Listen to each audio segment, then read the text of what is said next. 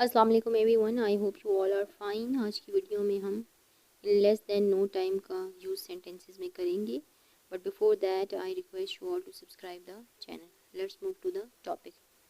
Let's check the meaning first. In less than no time means पल भर में, यानी बहुत कम वक्त में, इसका मतलब है। और अगर स्ट्रक्चर की बात करें तो सबसे पहले हम सेंटेंस लिखेंगे और उसके बाद in less than no time का यूज़ करेंगे। Let's check some examples. Our first example is वो पल भर में आ रहा है, यानी बहुत कम वक्त में आ रहा है। He is coming in less than no time.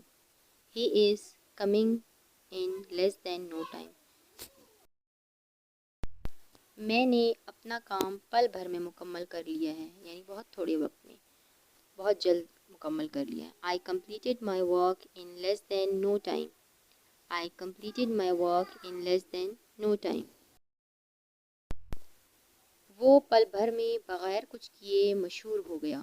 He became famous in less than no time without doing anything. He became famous in less than no time without doing anything. मैं पल भर में वहाँ हूँगा। I'll be there in less than no time. I'll be there in less than no time. मैं पल भर में उसे तलाश कर लूँगा।